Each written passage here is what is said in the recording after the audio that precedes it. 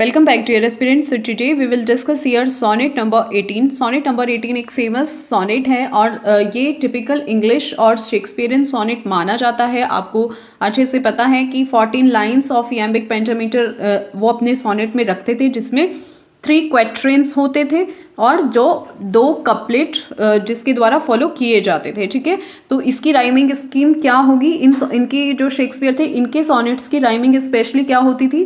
A B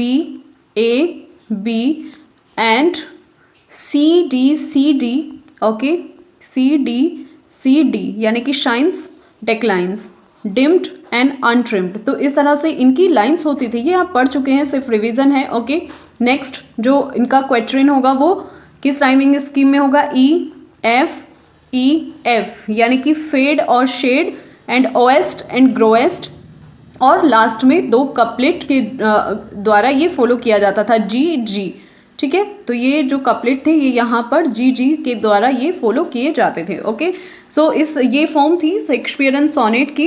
इसी form में उन्होंने यूज़ किया है और इसमें एक वॉल्टा भी है। ओके, या फिर आप बोल सकते हो shift in the poem subject matter, यानी कि जो वॉल्टा है वो कहाँ से शुरू होता है? इसमें थर्ड जो स्टैंजा है वहाँ से शुरू होता है। ओके, तो इसको आप ध्यान रखेंगे, थर्ड क्वेट्रेन से वोल्टा स्टार्ट होता है। ओके, तो ये जो सोनेट है, सोनेट नंबर 18 स्पेशल सोनेट है। बहुत बार एग्जाम में से क्वेश्चन भी पुटअप किए जाते हैं। ये जो पोएम है ये फेयर यूथ सीक्वेंस का ही पार्ट मानी जाती है। फेयर यूथ सीक्वेंस में उनके टोटल कितने सोनेट रखे गए हैं? फेयर यूथ सीक्वेंस में 1 to 126 का जो सीक्वेंस है उसमें फेयर यूथ सीक्वेंस को रखा गया है। ओके, और जो हमें 1609 के एडिशन में देखने को मिला था। ओके, अब कुछ लोग यहाँ पर ये भी मानते हैं कि ये प्रोक्रिएशन सोनेट का ही एक एग्जाम्पल है।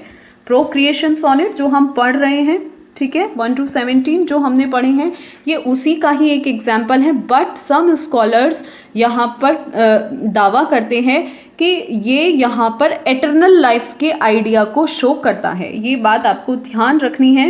मे बी ये क्वेश्चन पुटअप कर लिया जाए कि सोनेट नंबर 18 किस तरह की लाइफ को वहाँ पर हमें दिखाता है या शो करता है। तो एटर्नल लाइफ को उन्होंने वहाँ पर शो किया है, यानी कि शाश्वत लाइफ को वहाँ दिखाया है। ओके, तो जो ये थीम है, कुछ सोनेट्स तो मानते हैं कि ये प्रोक्रिएशन सोनेट से ही रिलेटेड है, बट सम अदर स्कॉलर्स यहाँ पर फाइंड करते हैं कि ये एटर्नल लाइफ से रिलेटेड सोनेट है।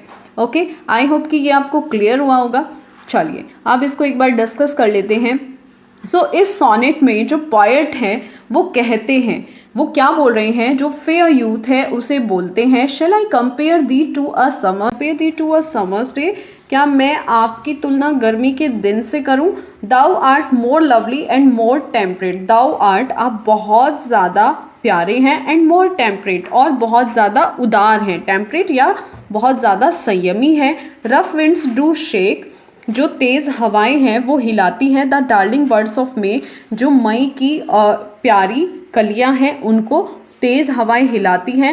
And summer's lease hath all too short a date, और जो समर लीज है यानी कि जो गर्मी का टाइम है वो बहुत ही कम समय के लिए होता है, वो ज़्यादा लंबे समय के लिए नहीं होती। ओके, तो शेक्सपियर कह रहे हैं यहाँ पर कि क्या मैं आपकी तुलना समर्स डे से करूँ? आप बहुत ज़्यादा लवली हैं, बहुत ज़्यादा टेम्परेट हैं, उदार हैं, कठोर हवाएं चलती हैं जो मई में जो प्यारी कलियां होती हैं उनको परेशान करती हैं, बट ये जो समर्स डे हैं इनकी डेट ज़्यादा लंबी नहीं होती।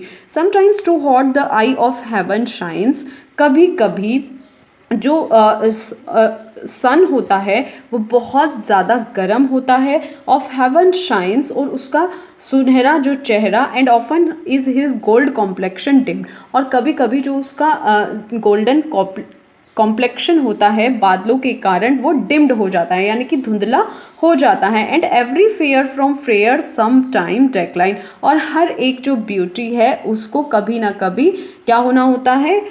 फीका पड़ना ही होता है, यानी कि जो खूबसूरत चीज़ें होती हैं वो बहुत ज़्यादा दिन तक खूबसूरत नहीं रहती, उनकी ब्यूटी जो है टाइम के साथ साथ कम हो जाती है। बाई चांस और nature's changing course trimmed. By chance यानी कि संयोग से जो नेचर है वो अपने कोर्स बदलती रहती है, यानी कि वो अपने सीजन्स बदलती रहती है। अनट्रिम्ड, आप उसके अनट्रिम्ड होने से बच जाओ, यानी कि जो जीवन के एक्सपीरियंस हैं टाइम के बीतने से वो भी बदल जाएं और आपकी ब्यूटी वहाँ पर कम हो जाए, क्योंकि सारी खूबसूरत चीज़ें वहाँ पर कम हो जाती हैं, फीकी पड़ जाती हैं। लेकिन फिर भी संयोगवश जो नेचर है वो जब जब अपनी सीज़न चेंज करती है, आप वहाँ से बच जाओ, क्योंकि जो आपकी ब्यूटी है वो एटर्नल है। But the eternal summer shall not fade, लेकिन जो आपकी जो एटर्नल समर है, यानी कि जो आपकी यहाँ पर एटर्नल ब्यूटी से मतलब है एटर्नल समर, यानी कि जो आपकी एटर्नल ब्यूटी है वो फेड नहीं होगी। नॉर लॉस पजेशन, और ना ही आप अपनी पजेशन को खोगे। ऑफ दैट फेयर दाउ ओएस्ट, जो जिस मेले के आप पर स्वामित्व है, यानी कि जो मेला जिस मेले के आप स्वामी हो, वहाँ से आप अपना, जिस पर आपका बकाया है, वहाँ से आप अपना कभी पोजेशन नहीं खोगे। Nor shall death brag thou wanderest in his shade, nor shall death, और ना ही जो डेथ है वो आपको वहाँ से हिला पाएगी, आपकी छाया को वहाँ से कम कर पाएगी। यहाँ पर शेक्सपियर कह रहे हैं कि मीन्स तुम कभी भी नहीं मरोगे, क्योंकि तुम मेरी जो पोयम्स हैं, when in eternal lines to time thou growest, तुम मेरी पोयम में, मेरी जो शाश्वत लाइन्स हैं उसमें हमेशा जीवित रहोगे। दाउ ग्रोएस्ट यानी कि जिंदा रहोगे।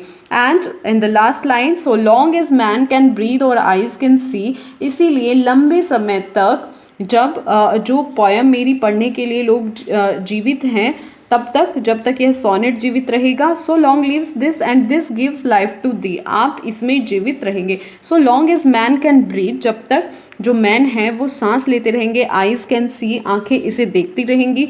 लॉन्ग लिव्स दिस, लंबे समय तक, and this gives life to thee, और ये आप को जीवित रखेगा। मेरी इन कविताएं पढ़ने के लिए लोग जीवित हैं, और ये सोनेट जब तक जीवित रहेगा आप भी इसमें जीवित रहोगे। ओके, सो आई होप कि ये आपको क्लियर हुआ होगा। चैनल को सब्सक्राइब कर दीजिए, कंटेंट को लाइक और शेयर कर दीजिए। ओके, मिलते हैं नेक्स्ट सोनेट में। Have a good day.